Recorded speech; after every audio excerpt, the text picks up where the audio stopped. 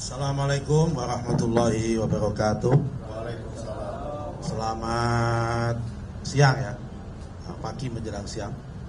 Yang kami hormati Pak Kapolri, Pak Jenderal Sigit beserta seluruh jajarannya. Ada Pak Astama Ops, ada Pak Kabid Propam, ada Pak Wakapolreskrim, dan Pak Dipindo, Pak Humas, Pak Wamen, dan para jajaran kami yang kami hormati. Pada hari ini, hari Jumat tanggal 8 November tahun 2024, kami silaturahmi dan koordinasi dengan Pak Kapolri, Pak Jenderal Sigit beserta seluruh jajaran secara resmi.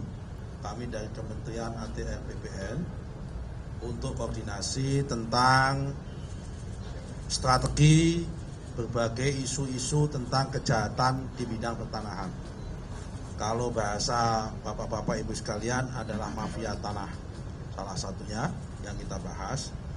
Dan dalam rangka untuk itu kami juga ingin mengundang beliau untuk ngasih pengarahan dan paparan di depan acara kami yang akan kami laksanakan tanggal 14 dan 15 November tahun 2024, yaitu kami mengadakan rakor pemberantasan mafia tanah yang pesertanya itu terdiri dari pejabat BPN, kemudian pejabat polisi, pejabat kejaksaan, dan juga melibatkan unsur dari TNI. Nah, karena itu pada kesempatan ini kita datang ke sini untuk koordinasi, karena kami tidak mungkin bisa berjalan sendiri tanpa dibantu dan disupport oleh jajaran kepolisian. Karena jajaran kepolisian ini pasukannya lengkap, punya dimensi hukum, punya dimensi pengamanan. Kami butuh dua-duanya, yaitu butuh hukum dan butuh pengamanannya, terutama keamanan dalam rangka melakukan eksekusi pemberantasan tanah maupun mengamankan dan memberikan kepastian kepada masyarakat tentang hak-hak perdata pertanahan, dan juga kepastian kepada investor supaya investor yang datang ke sini mau berusaha di sini, beraktivitas ekonomi di sini menjadi nyaman dan tidak terganggu dengan adanya ulah-ulah mafia tanah yang setiap hari dengan berbagai akal menggugat status pertanahannya. Saya kira itu yang bisa kami sampaikan. Kami tadi berdua sudah sepakat untuk mafia tanah kita zero toleransi, akan kita gas terus, dan yang sudah terbukti salah akan kita kenakan pasal berlapis, tidak hanya tindak pidana umum, tapi kita akan kejar sampai TPPU-nya, sampai penggunaan duitnya, tempat menyimpan duitnya supaya dikembalikan kepada negara kalau itu tanah negara, kalau itu tanah rakyat supaya dikembalikan kepada rakyat. Saya kira itu yang bisa kami sampaikan. Selanjutnya biar Pak Kapolri yang menyampaikan. Assalamualaikum warahmatullahi wabarakatuh. Waalaikumsalam. Assalamualaikum warahmatullahi wabarakatuh. Waalaikumsalam. Salam sejahtera buat kita semua yang kami hormati Bapak Menteri, Bapak Wamen, Bapak Dirjen, dan seluruh jajaran, rekan-rekan pejabat utama, serta seluruh pendamping, dan rekan-rekan media. Tentunya hari ini kami sangat mengapresiasi kunjungan dari Bapak Menteri ATR, di mana tadi beliau sudah sampaikan bahwa kita akan memperkuat kerjasama yang selama ini telah ada, dan nanti kita akan bahas secara khusus di Rakornas. Namun pada prinsipnya tentunya kepolisian mendukung apa yang menjadi program-program, apa yang menjadi kebijakan, khususnya tentunya beliau mendapatkan KPI khusus dari Bapak Presiden, dan tentunya kita akan mendukung sehingga kepastian hukum khususnya terhadap masyarakat yang selama ini bersengketa terkait dengan hak-hak keperdataan, apakah itu antar korporasi, kemudian masyarakat dengan pihak-pihak tertentu, dan juga tadi bagaimana melakukan langkah-langkah untuk pemberantasan terhadap orang-orang yang selama ini melanggar aturan undang-undang atau biasa disebut dengan mafia tanah. Kami akan support penuh dan segera akan kita bentuk Satgas bersama untuk mendukung program kebijakan dari Bapak Menteri ATR. Mungkin itu yang bisa saya sampaikan. Terima kasih. Wassalamualaikum warahmatullahi wabarakatuh. Waalaikumsalam warahmatullahi wabarakatuh. Cukup ya? Mau nanya Pak, Ya, siapa moderator ini? Silakan Pak, monggo. kemarin itu kan di DPR RI juga menyatakan bahwasannya mengenai mafia tanah ini akan dikenakan pasal tindak pidana pencucian uang. Itu bagaimana Pak? Terus kemudian juga kemarin Pak Ahy juga sempat memberikan pesan ke Pak Wahid terkait dengan infrastruktur sumber pangan dan juga hilirisasi, dan ini juga menjadi atensi juga terpilihnya Pak Prabowo Subianto menjadi presiden. Nah, apakah akan ada kerjasama antara DPR Komisi 5 dengan Kementan dan juga Menteri ATR BPN terkait dengan sumber daya pangan dan juga hilirisasi ini? Dan kemudian Pak, izin bertanya untuk Pak Lusli Sigit, Pak, ini kemarin kan juga Pak Presiden Prabowo Subianto juga menyatakan bahwasannya meminta untuk mewanti-wanti adanya disadap seperti itu, dan Pak Prabowo juga menghimbau untuk menteri-menterinya berhati-hati. Apakah nantinya dari pihak Kapolri sendiri ini akan ada upaya untuk bagaimana nantinya supaya tidak terjadi kesadapan terhadap Prabowo Subianto dan juga menteri-menterinya seperti itu Pak? Izin Pak, terima kasih. Baik, saya satu pertanyaan ya, tentang dua pertanyaan tentang TPPU. Itulah kenapa kami datang ke sini, karena yang boleh menyidik dengan TPPU atau tidak TPPU itu adalah subjektivitas penyidik. Itulah kenapa kami datang ke Pak Kapolri dan jajarannya untuk berdiskusi, karena beliau yang punya otoritas penyidikan maupun penyelidikan.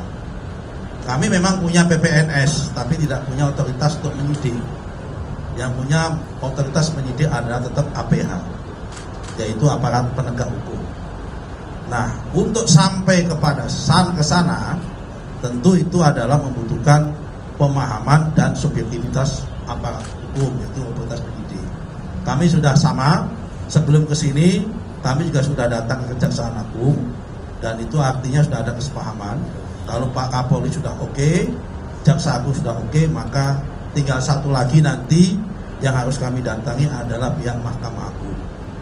Soal masalah support tanah terhadap infrastruktur, terutama terhadap swasembada pangan, terhadap infrastruktur hilirisasi maupun swasembada energi, kami akan support.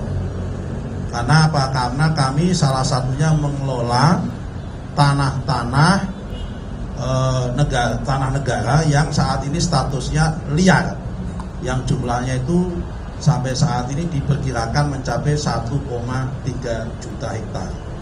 Tetapi kalau masih dibutuhkan lagi, nanti kita akan support cari yang lain, karena tanah kita di luar hutan itu totalnya ada 70 juta hektar.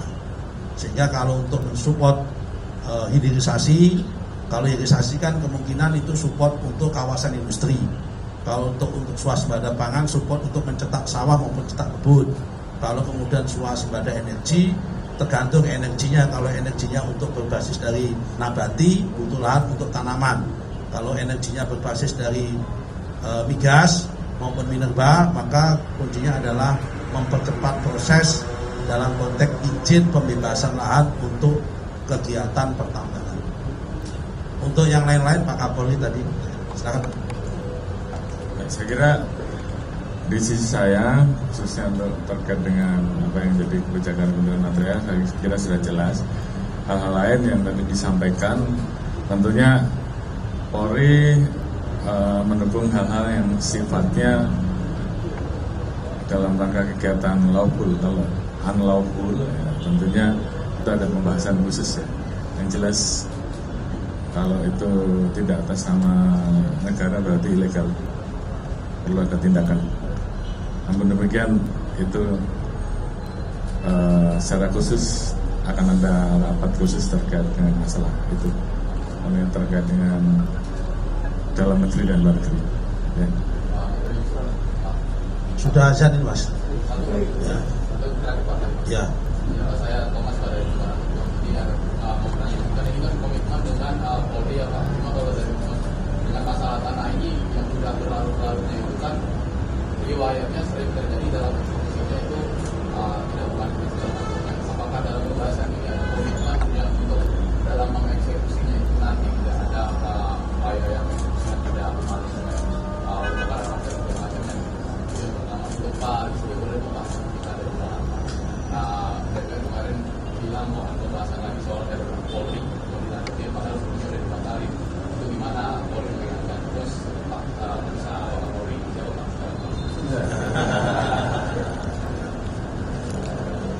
singkat karena sudah azan.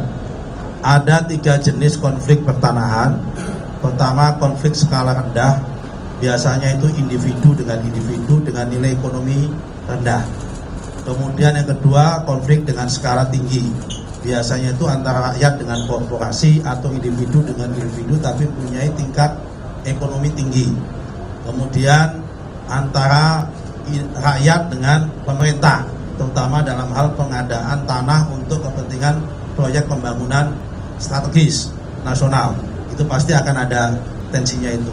Kami dengan beliau sudah sepakat sejauh ini berusaha untuk mengeliminasi atau mengurangi gesekan, menyelesaikan masalah ini dengan mengedepankan nilai-nilai kemanusiaan. Itu yang kita dahulukan. Kalau nilai-nilai eksekusi itu belakangan, kalau dialog dengan berbasis kemanusiaan sudah ngetop. Saya kira itu, Pak. Ya, saya kira kalau rencana undang-undang Polri kan inisiasi dari rekan-rekan mitra di DPR. Jadi kita tentunya dalam posisi yang mengikuti apa yang menjadi jadwal dan agenda dari teman-teman mitra. Terima kasih.